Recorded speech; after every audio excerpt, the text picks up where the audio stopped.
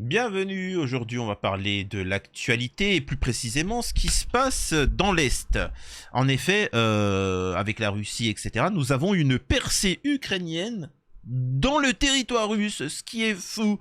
On va voir l'objectif de tout ça, les conséquences, ce qu'il en est, mais où est donc Ornica? Et est-ce que c'est sérieux ou non? Donc voilà, bref. Je ferai un petit comparatif avec ce qui se passe au Moyen-Orient, à Gaza. Avant de démarrer la vidéo, je vous invite bien évidemment à vous abonner, vérifier que vous êtes bel et bien abonné, laissez un commentaire, un like pour le référencement, me rejoindre sur les réseaux sociaux et sur mes chaînes secondaires. En effet, comme vous avez pu le constater, ça fait depuis plusieurs jours que l'Ukraine a décidé, parce qu'en fait il y a une zone de tension hein, où ils sont en conflit avec la Russie, mais jamais l'Ukraine n'a véritablement décidé d'attaquer le territoire russe directement. Parce que, il est trop gros et ça ne sert strictement à rien, et que le but, c'est de défendre. Donc, on va voir ce qu'il en est, et après, je vais lire les articles, et après, je vous décris un petit peu ce que j'en pense. Guerre en Ukraine. Humilié, Poutine devient l'otage de ses propres mensonges.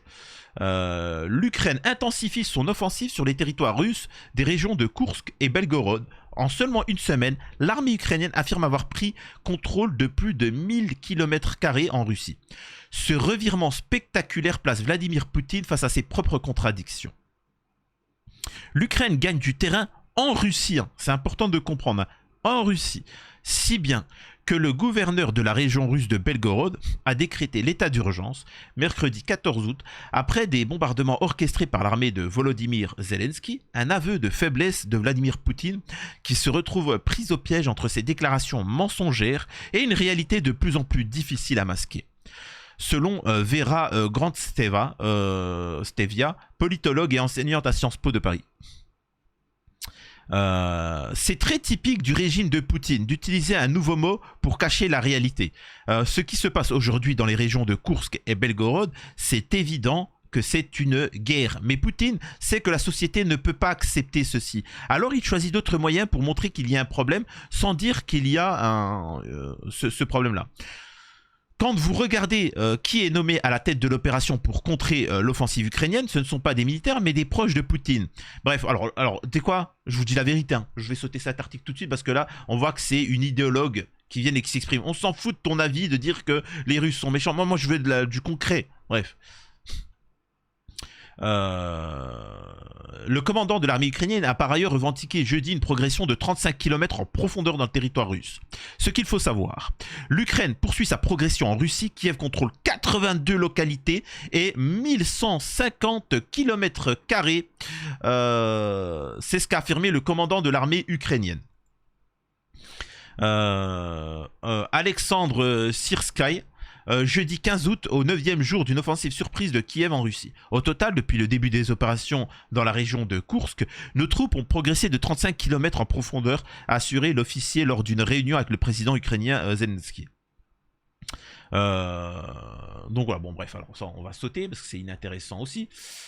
Ce qu'il faut comprendre derrière, c'est que peut-être qu'on arrive à la fin de cette situation et c'est le moment de négocier. Et donc, il faut savoir qu'il y a une centrale nucléaire à Koursk, hein, si je ne me trompe pas, et qu'ils en ont pris la possession, les Ukrainiens.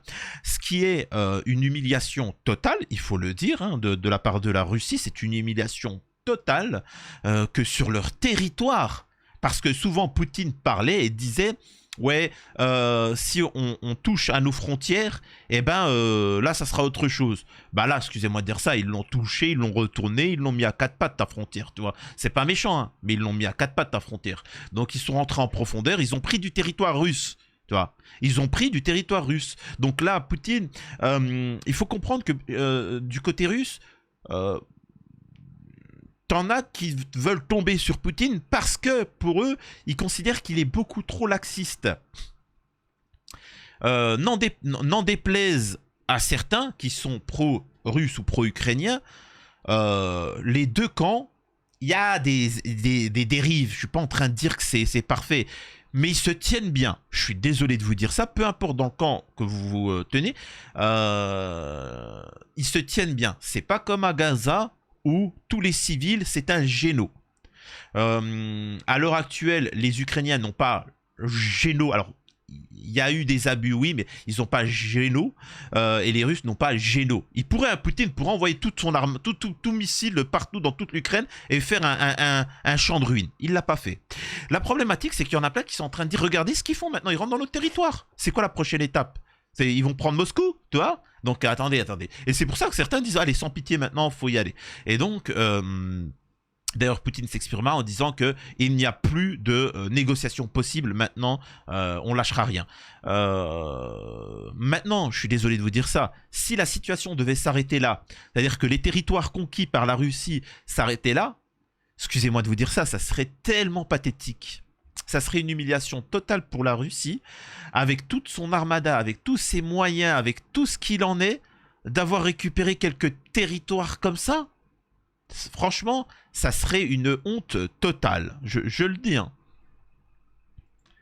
Après, derrière, il faut aussi comprendre un petit peu. Après, je vais vous lire les articles.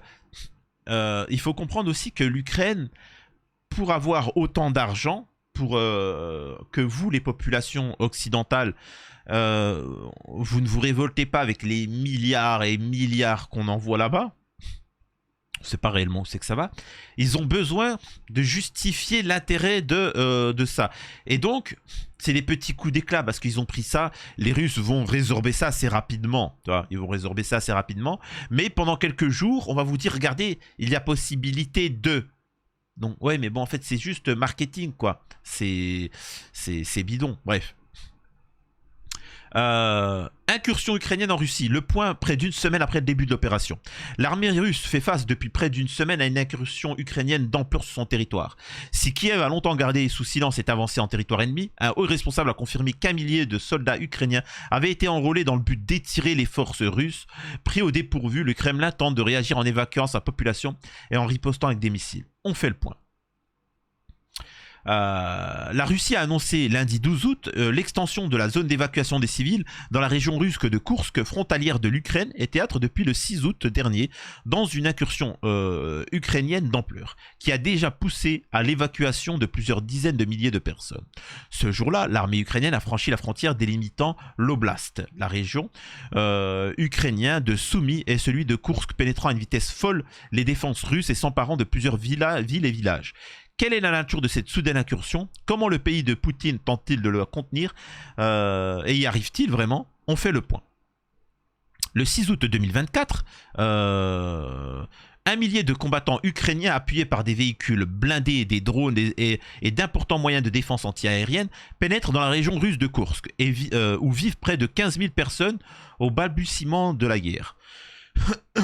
Ces observations ne se relayer que par des sources russes. En effet, si l'assaut semble bel et bien imputé à l'Ukraine, Kiev a choisi de ne pas officialiser cette avancée en terre ennemie. Un silence qui semble avoir pris le Kremlin au dépourvu, qui a aussitôt commencé à évacuer les habitants de cette zone frontalière. Plus de 76 000 civils auraient ainsi fui la région de Koursk samedi 10, dimanche 11 et lundi 12 août, rapidement suivis par une nouvelle vague d'évacuation, etc.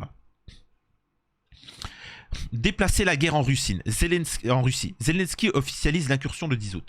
Par contre, il faut savoir que ça, c'est quelque chose qui est très intéressant. Je vais vous faire un petit cours historique par rapport à l'Algérie. Vous savez, l'Algérie qui était en... Enfin, l'Algérie...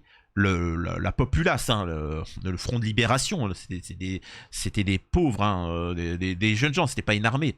Quand ils ont dû se battre pour la libération de leur pays, ça a été très difficile. Faut comprendre que le rapport, on avait une armée en face et en face, t'avais une population civile qui n'avait pas d'armes. Faut savoir que la première difficulté des Algériens pour se battre contre la France, c'était de récupérer des armes. Tu vois. Bref. Et il y a eu des tensions, il y a eu des guerres, enfin il y a eu le début de la guerre, etc. Ça a été assez violent. Ben forcément, t'as une armée, t'as des civils avec des petits pistolets bidons, etc. Donc fallait être ingénieux et ainsi de suite. Et une des choses qui a fait que la France a perdu la guerre, c'est pas le nombre de décès, enfin c'est de voir la détermination des gens en face. Parce que quand toi t'es soldat et que tu te rends compte que t'en as 10 qui meurent en face contre un de chez toi, mais que eux, ils le font avec le sourire parce qu'ils savent pourquoi ils sont là. Eux, ils veulent libérer leur terre. Là où toi t'es juste payé 1200 € et tu te dis, moi je vais donner ma vie pour... allez, je préfère rentrer à la maison. Tu vois ce que je veux dire?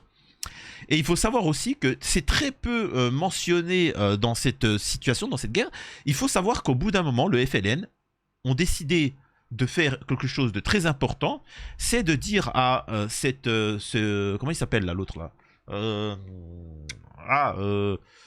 De Gaulle, de dire bon, écoute, tu diras bonjour à ta femme, tes enfants, on leur enverra un cadeau, tu vois.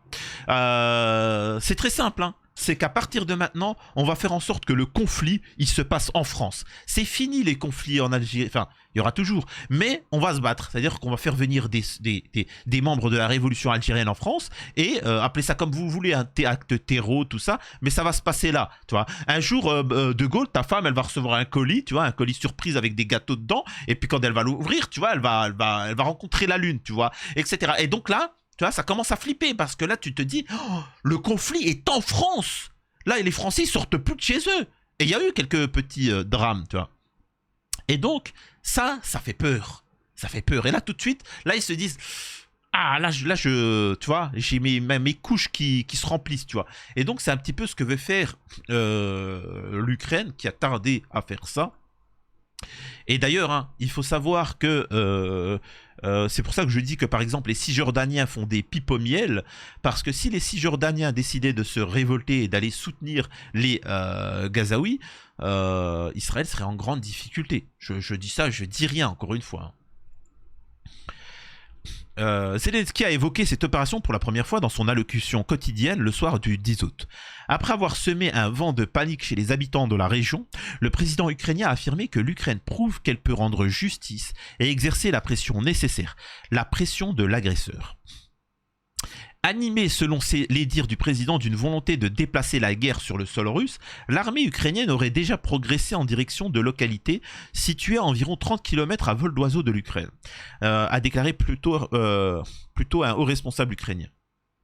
Ce lundi, l'incursion représentait une avancée de 12 km en profondeur et 40 km de large, a précisé le gouverneur par intérim de l'oblast russe de Koursk, Alexei Smirnov. Mais il s'agit de territoires sous contrôle ukrainien. Des troupes pourraient, elles, être présentes jusqu'à 35 km de profondeur en territoire russe, selon l'Institut pour l'étude de la guerre. En résumé, ce qu'il est en train de dire, c'est que ce que eux veulent faire, c'est d'aller dans une région russe qui appartient à la Russie, pour l'occuper. C'est une humiliation, parce que la Russie ne peut pas laisser faire ça. Et donc, d'envoyer des soldats, ce qui va permettre d'affaiblir ce qui se passe dans le sud de l'Ukraine. Et donc, en fait, le combat aura lieu en territoire russe et plus en territoire ukrainien. Ce qui serait une humiliation totale pour la Russie. Je suis désolé de vous le dire. Hein. La région de Koursk est un lieu stratégique. Si l'incursion militaire convoite autant la région de Koursk, c'est parce que celle-ci possède une station de gaz à Soudja, à environ 8 km de la frontière ukrainienne. L'opération soudaine de cette centrale par l'armée ukrainienne pourrait bien embarrasser Moscou, car il s'agit du dernier point encore opérationnel de transbordement de gaz naturel russe vers l'Europe. Mais aussi car la ville de Koursk abrite une centrale nucléaire. L'opération de Kiev fait ainsi peser une menace directe sur le site, a averti l'agence russe de l'énergie atomique Rosatom. La capture de cette installation pourrait d'ailleurs constituer une monnaie d'échange pour les Ukrainiens contre la centrale Zaporizhzhia. Qui est toujours à l'heure actuelle aux mains des Russes. Les ripostes de Moscou. Et là, on va voir si les Russes sont si forts que ça, parce que c'est bien beau d'envoyer, même ça, ils se font déglinguer. Hein, Wagner, là, en Afrique, ils se font déglinguer par des Bédouins, c'est incroyable. les ripostes de Moscou. Dans un premier temps, et avant que l'incursion ne soit officialisée, il semblerait que le chef d'état-major russe Valery Gerasimov ait ignoré les avertissements de ses services de renseignement, indiquant que l'Ukraine amassait hommes et matériel à proximité de la frontière avec la région de Koursk. C'est ce qu'avance l'agence Bloomberg. Face à cette tentative sans précédent de déstabiliser la situation, les autorités russes ont annoncé dans la nuit de vendredi à samedi la mise en place du régime d'opération anti-terreau dans la région de Koursk, de Belgorod et de Briansk. Attendez juste un instant. Excusez-moi pour cette petite coupure parce qu'en fait derrière il y a un petit peu une incursion à la maison, une incursion problématique. Je sais pas pourquoi, la maison elle est grande. Les mecs, faut qu'ils viennent te faire chier à côté pour bref, je vais pas faire de commentaires. On continue. Bon, alors ça blablate, des évacuations et ainsi de suite. Ça chouine. Bref, en résumé, alors certes, c'est vrai que la Russie se bat contre tout l'OTAN, mais il y a un moment, faut mettre les moyens. Oh les gars, ça fait 2 ans, ils avancent petit à petit, ça devient risible. Après, faut pas oublier, encore qu'une fois, c'est qu'on est en train de nous s'endetter à vitesse grand V. Vraiment à vitesse grand V. Et je ne comprends pas pourquoi la Russie décide pas de durcir le ton. Est-ce qu'ils en ont les moyens ? Maintenant, on peut voir qu'à chaque fois, ils disent des choses. Je suis désolé de vous dire ça. Hein. Mais à chaque fois qu'ils disent des choses, ils ne le respectent pas. La prochaine fois qu'ils ils envoient des chars, ça va chauffer. Ils ont envoyé des chars, ils n'ont rien fait. La prochaine fois qu'ils vont envoyer des trucs, ça va chauffer. Ils l'ont fait. Maintenant, carrément, ils prennent du territoire russe. Attention, ça va chauffer. Oh les gars, la prochaine fois, ils vont prendre Moscou et vous allez dire ça va chauffer. Non, mais attendez, il faut arrêter. Là, c'est une humiliation totale. C'est pathétique. Excusez-moi de dire ça, je sais pas ce que vous en pensez. Mais les gars, respectez-vous. Et là, il faut savoir qu'en Russie, il y aura plein de... Comment on appelle ça? Il y aura plein de conséquences. Hein, parce que il faut bien comprendre que c'est depuis 1945. Depuis 1945, jamais il y a eu de territoires russes qui ont été conquis. Où des gens, une armée s'est venue et s'est dit, bon, on va prendre du territoire russe. C'est du jamais vu. Imaginez-vous, d'un seul coup, le Mexique décide de choper de tout le Texas. Ils disent le Texas à nous, c'est-à-dire qu'ils envoient, ils réussissent à prendre le Texas. Et t'as les États-Unis qui disent quoi? Ouais, attention, ça va vraiment mal se passer. Vous savez très bien que les Américains, ils vont être sans pitié. C'est qu'ils vont envoyer toute l'armada et ils vont récupérer ça en 2-4-6. Là, je suis désolé, hein, mais pour moi, la Russie, trompette. Hein. Je vous dis, hein, trompette. On est bien d'accord. Hein. C'est demain... On est bien d'accord que l'Allemagne décide de prendre toute la Franche-Comté. On est bien d'accord que, au moins, j'ai bien dit au moins, tout le reste de la France va se mobiliser. Tu vas le sentir, tu vois. C'est-à-dire qu'au pire, même si on perd, hein, mais tu vas voir toute la France se mobiliser et envoyer toute la force de frappe pour déglinguer ce qui est machin. Là, on a l'impression que, je sais pas, ils sont tous cachetonnés. Ah, c'est un peu bizarre. En tout cas, voilà, c'est mon point de vue. On verra ce que ça va amener, cette situation. C'est intéressant. C'est intéressant. On va voir ce que ça va amener. Est-ce que ça va amener à une escalade? Poutine a expliqué que c'est fini les négociations à partir de maintenant. Bon, j'ai envie de te dire, c'était un peu le cas depuis le début, mais bon. En tout cas, c'était les news de Samir. Dites-moi ce que vous en pensez. Si vous avez des analyses beaucoup plus pertinentes ou des choses que je n'ai pas maîtrisées, n'hésitez pas à me le dire en commentaire. C'était les news de Samir.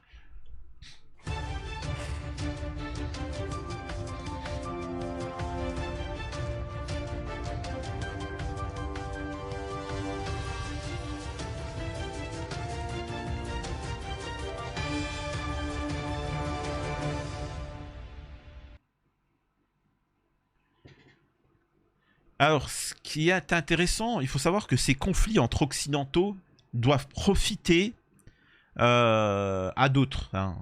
Ça vous permet à vous qui vivez en Afrique ou dans d'autres machins, justement de vous développer, d'en profiter pour vous développer et de renégocier des contrats parce que forcément les Occidentaux vont vouloir vous ramener dans leur camp.